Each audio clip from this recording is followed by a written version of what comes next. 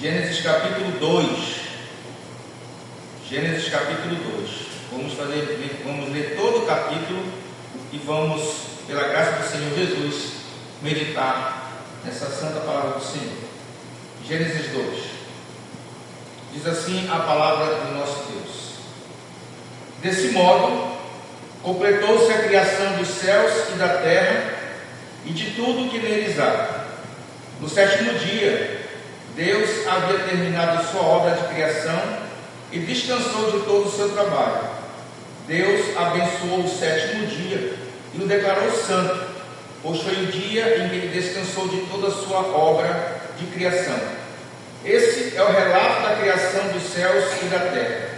Quando o Senhor Deus criou a terra e os céus, nenhuma planta silvestre nem grãos haviam brotado na terra, pois o Senhor Deus ainda não tinha mandado chuva para regar a terra e não havia quem a cultivasse.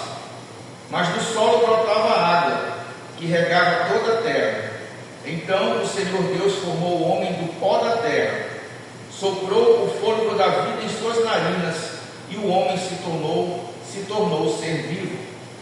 O Senhor Deus plantou um jardim no Éden, para os lados do leste, e ali colocou o homem que havia criado. O Senhor Deus fez brotar do solo árvores de todas as espécies, árvores lindas que produziam frutos deliciosos. No meio do jardim, colocou a árvore da vida e a árvore do conhecimento do bem e do mal. Da terra do Éden nascia um rio que regava o jardim e depois se dividia em 4 braços. O primeiro braço, chamado Pison, rodeava toda a terra de Havilá, onde existe ouro.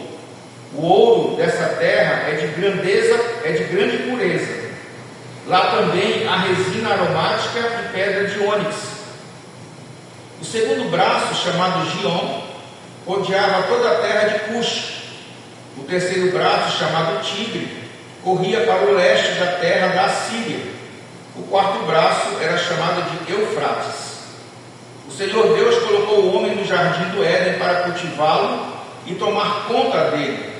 Mas o Senhor Deus lhe ordenou: coma à vontade dos frutos de todas as árvores do jardim, exceto da árvore do conhecimento do bem e do mal. Se você comer desse fruto, com certeza morrerá. O Senhor Deus disse: não é bom que o homem esteja sozinho. Farei alguém que o ajude e o complete. O Senhor Deus formou da terra todos os animais selvagens e todas as aves do céu. Trouxe-os ao homem para ver como chamaria, e o homem escolheu um nome para cada um deles. Deu nome a todos os animais domésticos, a todas as aves do céu e a todos os animais selvagens. O homem, porém, continuava sem alguém que o ajudasse e o completasse. Então o Senhor Deus o fez cair num sono profundo. Enquanto o homem dormia, tirou dele uma das costelas e fechou o espaço que ele ocupava. Nessa costela o Senhor Deus fez uma mulher e a trouxe ao homem. Finalmente, exclamou o homem: esta é osso dos meus ossos e carne da minha carne. Será chamada mulher, pois foi tirada do homem. Por isso o homem deixa pai e mãe e se une à sua mulher, e os dois se tornam uma só. O homem e a mulher estavam nus, mas não sentiam vergonha. Amém.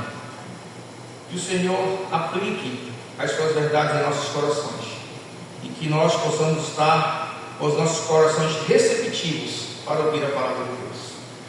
Queridos irmãos, quem é Deus? Quem é Deus? Você conhece Deus? Você consegue descrever como Ele é? Consegue descrever as características de Deus, as qualidades de Deus? Se nós olharmos ao nosso redor, à nossa volta, nós podemos ver estrelas, nós podemos ver montes, podemos ver rios, lagos, podemos contemplar o milagre do nascimento de um bebê. E quando nós percebemos essas coisas, nós conseguimos perceber 12 dos atributos invisíveis de Deus. Primeiro, o seu eterno poder. O segundo, a sua majestade.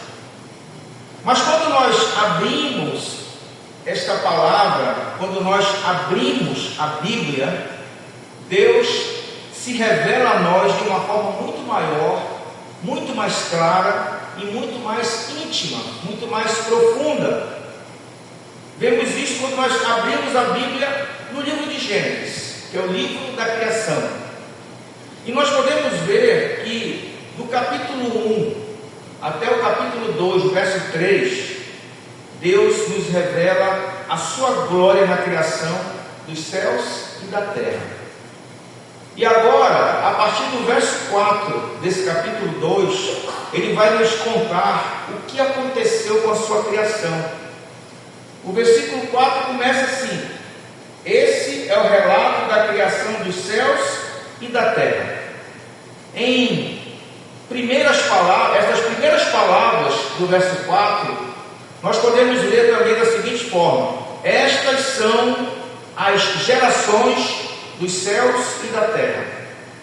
Ou podemos também lê-las da seguinte forma: esta é a genealogia dos céus e da terra. Deus criou os céus e a terra, e agora Ele vai nos revelar o que aconteceu com a sua criação. Os versos 5 até o verso 17 desse capítulo, nós consideramos o centro do capítulo 2. Nesses versículos vemos que Deus coloca o homem no jardim. Qual é o nome desse jardim? Éden. E esse jardim, ele era cercado de bênçãos. Ele dá tudo ao homem. Ele dá vida em abundância. E em meio a todas estas bênçãos, Deus mostra que Ele quer ter um relacionamento com Adão. Ele não é um Deus que funciona por controle remoto, ou Ele não é um Deus à distância. Ele é um Deus de relacionamento, e de um relacionamento pactual. Um pacto é uma aliança, ou seja, o relacionamento de Deus conosco é uma aliança que tem por objetivo, ou tem por base, dois pilares. Primeiro, servir a Deus conforme a sua vontade, que gera vida, ou desprezar a vontade de Deus, que resulta em morte. Sendo assim, eu quero trazer a mensagem dessa noite, a mensagem do Evangelho, sobre o seguinte tema: a aliança de Deus, a coroa de todas as bênçãos sobre o homem. A aliança de Deus, a coroa de todas as bênçãos sobre o homem. Esta aliança, ela é exigente, prática, e temos como consequência dois resultados. Se obedecemos e consideramos, nós podemos desfrutar ao máximo da vida. Porém, se nós desobedecemos e nos rebelamos, vamos experimentar ao máximo da morte. São esses dois pilares, são as duas consequências da aliança de Deus conosco. Se nós obedecemos e consideramos, nós iremos desfrutar ao máximo da vida. Mas se nós desobedecemos e nos rebelamos, nós iremos desfrutar ao máximo da morte. Então, em primeiro lugar, nós vamos ver que se obedecemos e consideramos, podemos desfrutar ao máximo da vida. Pois bem, quando observamos o capítulo 2, a primeira coisa que nós aprendemos é que Deus não fica distante da sua criação. Ele não permanece lá nos céus, olhando de longe por meio de um telescópio, para ver se o homem vai conseguir cumprir o mandato de encher e desenvolver a terra. Ao contrário, logo percebemos que Deus se preocupa com a sua criação, e ele faz questão de se envolver de uma forma muito íntima no dia a dia aqui na terra. O verso 7 nos lembra que Deus formou o homem com suas próprias mãos. O verso 8 nos mostra um Deus que até planta, ele até cria um jardim para o homem. O verso 9 nos mostra que Deus, cuidadosamente, Ele não apenas cria, mas Ele organiza o jardim de tal forma que esse jardim não produza somente muitos frutos, mas que esse jardim também seja lindo, seja agradável, para que seja apreciado, admirado. Os versos 10 até o verso 15 nos mostram que Deus já preparou um futuro para o homem. O texto diz que ao redor do jardim tem muitas riquezas e muitas oportunidades para serem descobertas e serem desenvolvidas. A gente pode ver que Deus providenciou até um mapa, né? Ele criou rios, né, que limitavam o jardim. Os rios descritos aqui do texto servem como rotas, como se fossem estradas que o homem pudesse ir e voltar sem se perder, dominando todo aquele jardim para a glória de Deus. Os versos 18 até o verso 24 nos mostram que Deus faz questão de providenciar uma especial auxiliadora para Adão.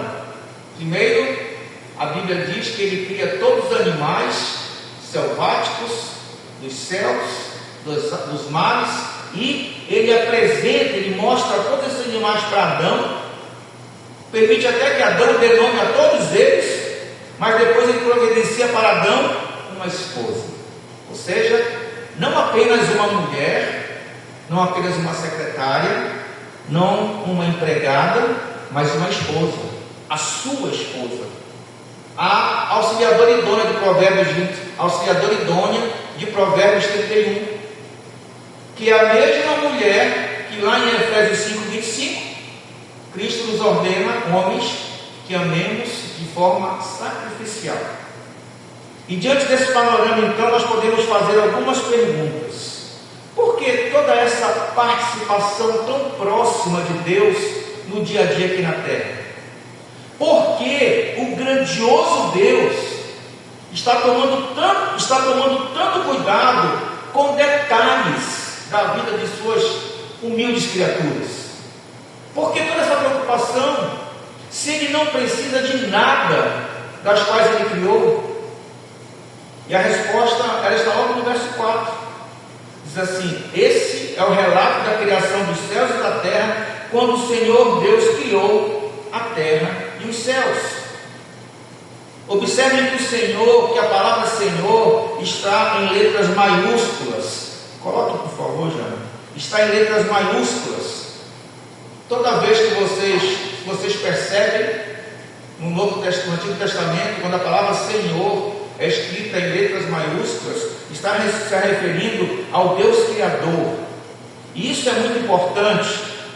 É a palavra hebraica Yahvé, né? E essa palavra ela é tão importante porque é o nome especial de Deus, é o nome que Deus usa somente quando Ele queria dizer que queria demonstrar um relacionamento com o seu povo. Yahvé, Senhor, é o nome do Deus da aliança. Então, toda vez que vocês lerem no Antigo Testamento a palavra Senhor em letras maiúsculas, você leia Yahvé. E aqui no verso 4 é a primeira vez na Bíblia que achamos o nome do Deus da aliança, mas não é a última. Só nesse capítulo aqui, 11 vezes nós iremos ler o nome Senhor Deus, que no hebraico é Yahvé Elohim. Yahvé Elohim é o nome do Deus da aliança, o Senhor da aliança. E por que isso? Porque Deus quer nos ensinar que aquele que de uma forma poderosa criou o universo, o soberano Deus, o Deus que é onipotente, onisciente, onipresente, este Senhor Deus todo-poderoso quer ter um relacionamento íntimo com a sua criatura, com o homem, que foi formado por suas próprias mãos, que de todas as suas criações é a melhor criação. E Ele quer ter um relacionamento pessoal, próximo conosco. Não é por acaso que no verso 15 do nosso texto diz que o Senhor Deus, que colocou o homem no jardim, que foi Ele que colocou o homem no jardim para cultivar e para guardar, foi o próprio Deus. Quem colocou o homem no jardim, cercado de bênçãos? O grande Deus Todo-Poderoso, o Deus soberano, que ao mesmo tempo é o Senhor Deus, o Deus da aliança, o Deus que quer ter um relacionamento conosco, o Deus que quer não somente o nosso temor, mas Ele também quer o nosso amor. É este Senhor Deus que a Bíblia relata que ao final do dia costumava vir andar e conversar com Adão e Eva no jardim, demonstrando com isso uma relação próxima com sua melhor criação, a única criação que foi feita à sua imagem e semelhança. Deus quer um relacionamento íntimo com você. No jardim, Adão tem tudo, tem vida em abundância, tem riquezas sem fim, tem bênçãos sem fim, ele reina sobre toda a terra. Como eu falei, Deus até autorizou que ele desse nome a todos os animais.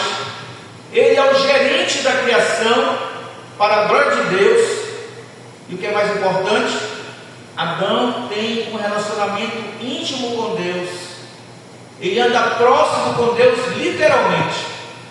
Para imaginar Deus vindo no final do dia, conversando e andando com Adão. Deus quer ter esse relacionamento hoje conosco, da mesma forma, íntimo conosco. Toda esta riqueza e felicidade é apenas o início. No verso 16, o Senhor Deus dá uma ordem: coma à vontade dos frutos de todas as árvores do jardim.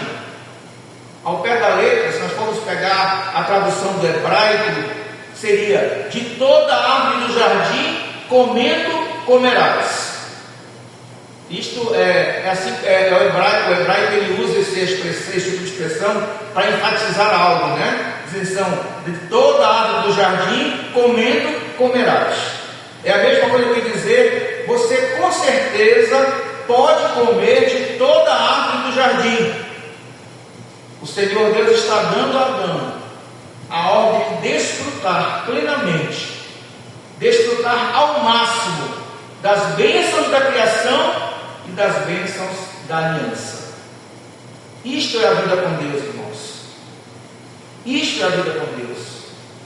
O mundo acha que obedecer a Deus significa uma vida chata, significa deixar para trás muitas alegrias, muitas felicidades. Os ímpios acham que viver com Deus significa muitas regras, muitas proibições, e muitas vezes pensam dessa forma porque certos pregadores infiéis deixam de pregar o Evangelho de Cristo para pregar legalismo ou para pregar opiniões próprias. Eles pregam a vida cristã como algo restrito, como algo fechado, cheio de regras impossíveis de se viver, mas isto não é verdade. A vida com Deus é uma vida de liberdade. A vida com Deus é uma vida de abundância. A vida com Deus é uma vida que desfruta ao máximo das bênçãos da criação. A vida com Deus se alegra em cantar e escutar músicas. A vida com Deus desfruta das belezas da gloriosa criação de Deus. Eu falei que nós podemos ao nosso redor olhar e ver rios, cachoeiras, campos. Podemos desfrutar de lazer, de comidas gostosas, bem feitas, principalmente aqui no Goiás, povo que cozinha bem, comidas gostosas, arte, boa arte, prazeres que são lícitos, que são corretos, que o Senhor Deus tem revelado na sua criação. Essa é a verdadeira vida com Cristo, a vida com Deus. Isto é a vida com Deus. Quando nós fazemos o nosso trabalho com alegria e ânimo, é para a glória de Deus. Quando nós desfrutamos da nossa família, é para a glória de Deus. Quando nós desfrutamos das bênçãos do casamento, é para a glória de Deus. Quando nós auxiliamos o nosso próximo, é para a glória de Deus. Mas tem um porém, irmãos. tem uma restrição, apenas uma restrição, mas essa restrição é uma restrição profundamente importante. Só podemos desfrutar da vida ao máximo se nós fizermos tudo conforme a vontade de Deus. Nós só poderemos desfrutar ao máximo daquilo que Deus tem reservado para nós se nós fizermos tudo conforme a vontade de Deus. É muito simples, irmãos. Comendo, comerás.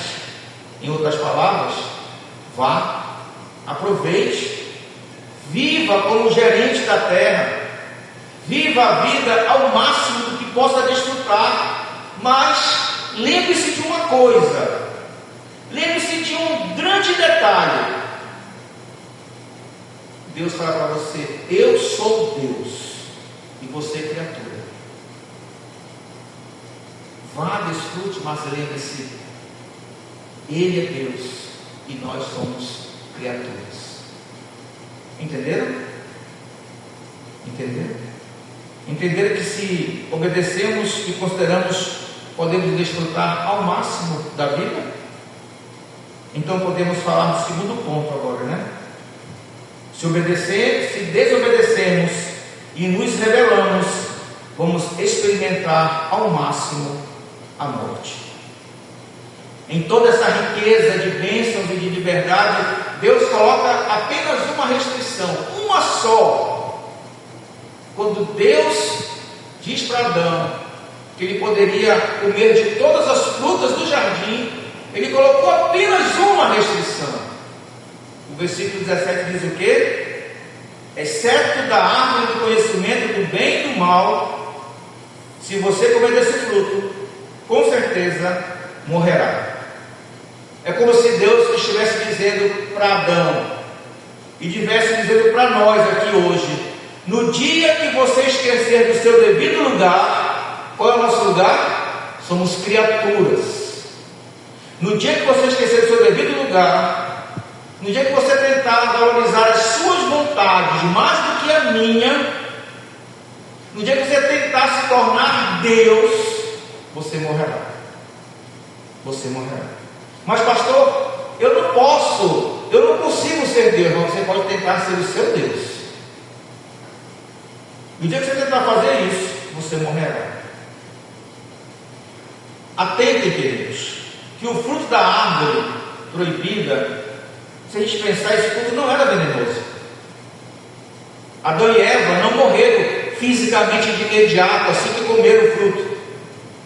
Até porque a palavra de Deus diz que Ele criou todas as coisas, e todas as coisas eram o quê? Boas. Mas certamente era um teste, era uma prova para o homem. Esta árvore representava a soberana vontade de Deus. Qual era o quê? Você pode usufruir de tudo, mas desta não. Essa é a minha vontade. E ela é soberana. Então esse teste representava a soberania da vontade de Deus. Adão tinha todo um jardim preparado pelo próprio Deus. Foi o próprio Deus que preparou tudo para ele. Será que o homem vai se submeter à vontade de Deus? Será que ele vai conseguir viver plenamente dentro da liberdade que Deus lhe concedeu? Ou será que o homem vai querer saber mais do que Deus? Porque a árvore era do quê? Do conhecimento do bem e do mal. Será que o homem vai querer engrandecer a sua própria vontade e se rebelar contra a vontade de Deus? Porém, Deus deixa bem claro qual será a consequência de tal desobediência. Se você comer desse fruto, com certeza morrerá. Mais uma vez, usando o hebraico, no dia em que dela comeres, morrendo, morrerás. Morte eterna. Em outras palavras, isso é completamente o oposto de desfrutar plenamente da vida com Deus. A obediência traz uma vida em abundância, mas a rebeldia traz morte total. A obediência traz vida em abundância, mas a rebeldia traz morte total. Agora, depois da desobediência, Adão e Eva tiveram morte espiritual e depois física. Certa vez alguém disse que um pregador do Evangelho estava falando sobre Deus e ele disse assim, esse pregador: Deus não ameaça ninguém. Deus nunca ameaça ninguém. A pergunta é, será? Será que Deus nunca ameaça ninguém? Olha o que está escrito em Josué capítulo 23, versos 15 e 16.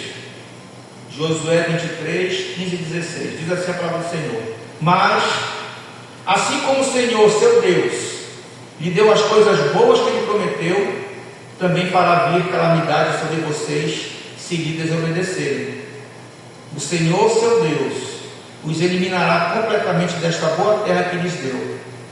Se vocês quebrarem a aliança do Senhor, seu Deus, servindo ou adorando outros deuses, a ira do Senhor arderá contra vocês e desaparecerão rapidamente da boa terra que ele lhes deu.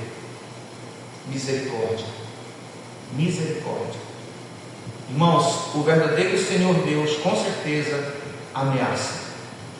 Ele proclama seu juízo sobre todos aqueles que não querem se submeter à sua vontade. O nosso texto aqui, antes da queda, Deus promete o quê? Bênçãos do pacto quando vivemos em obediência, mas Ele nos ameaça com as maldições do pacto quando vivemos em rebeldia. E Deus não só ameaça, Ele faz cumprir. Ele faz cumprir. Pense nisso, irmãos.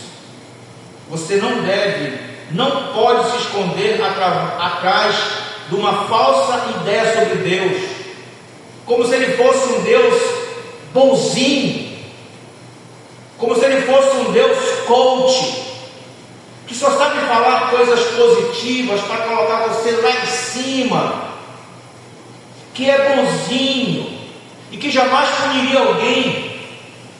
Você não deve achar que Deus é o tipo de Papai Noel que vai fingir que viu seus muitos pecados, quer sejam pequeninos, e ao final vai lhe encher de presentes, de mimos.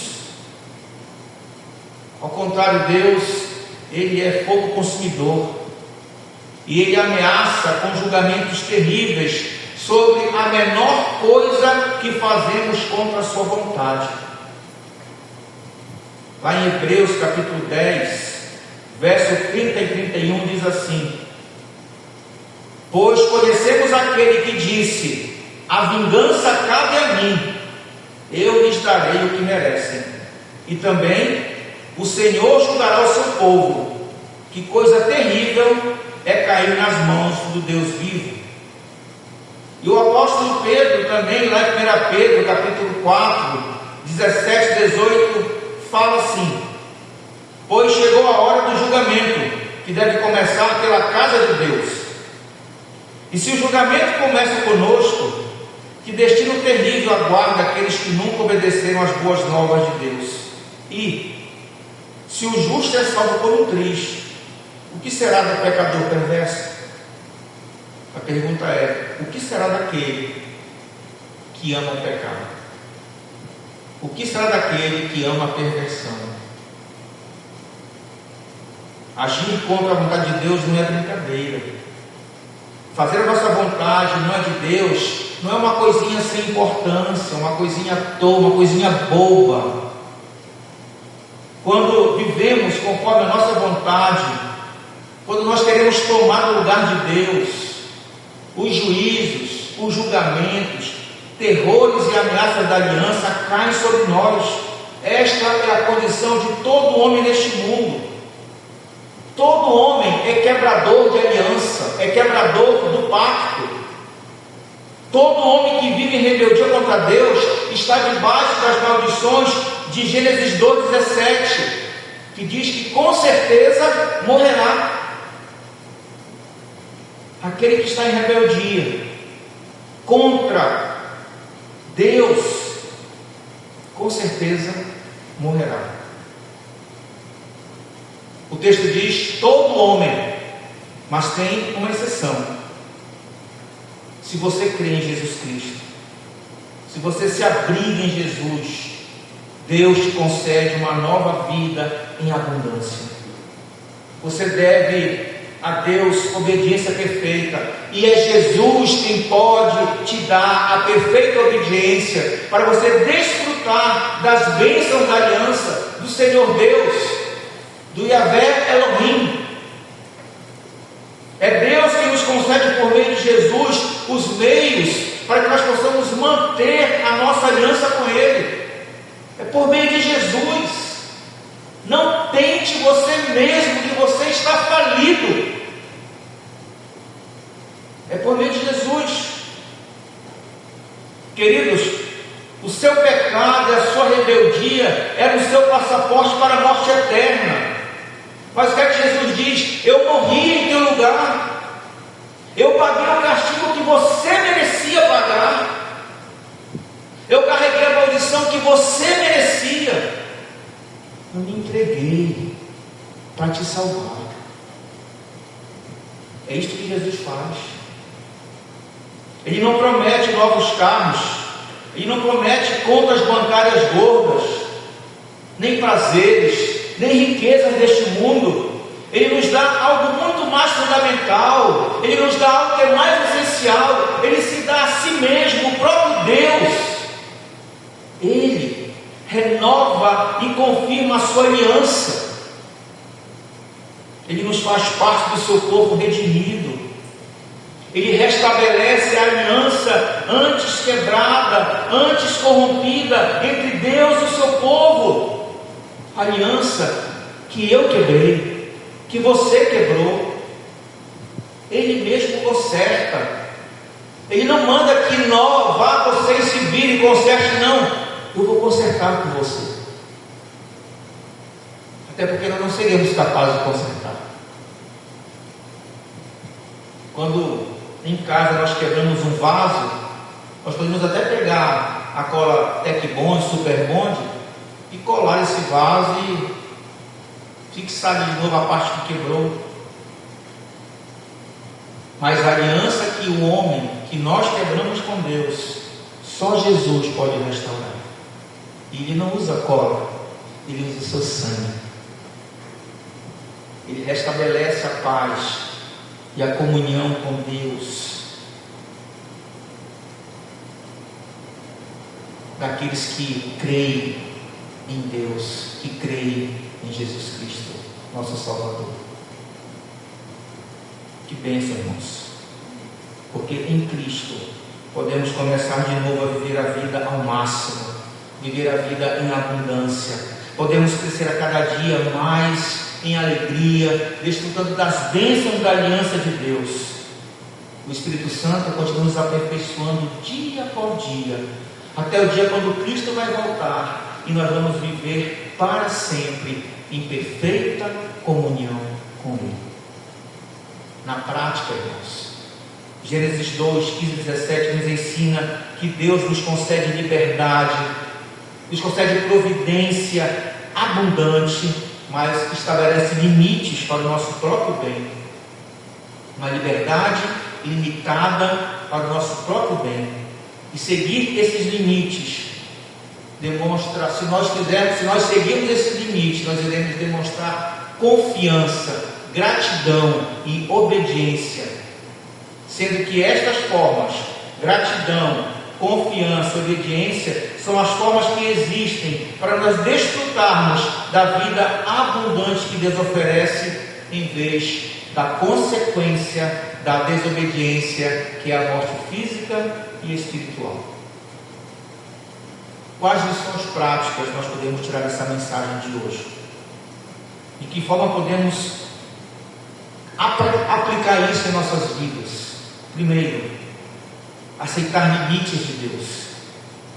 Deus permitiu Adão comer de todas as árvores do jardim, mas estabeleceu um limite que era muito claro: não comer da árvore do conhecimento do bem e do mal. Havia só uma proibição, só uma.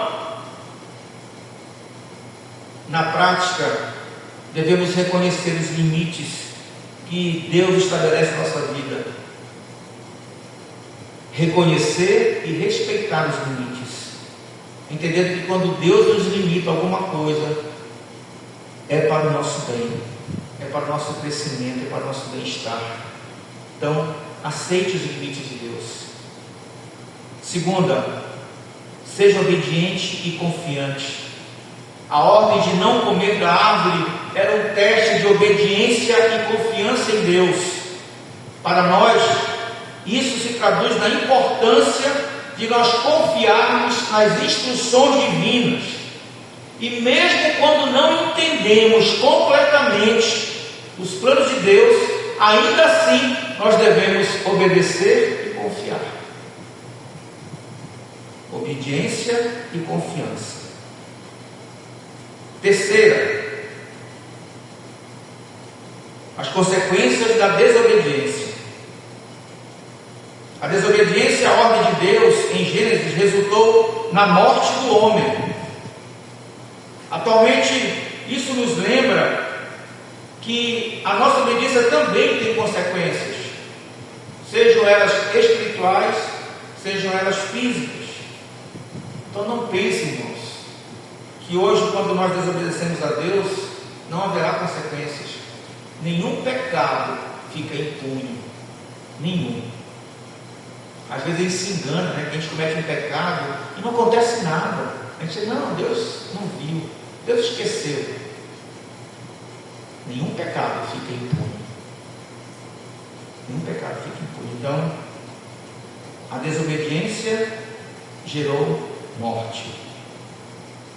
E a nossa desobediência também pode gerar morte em nós, quer sejam físicas, quer sejam espirituais.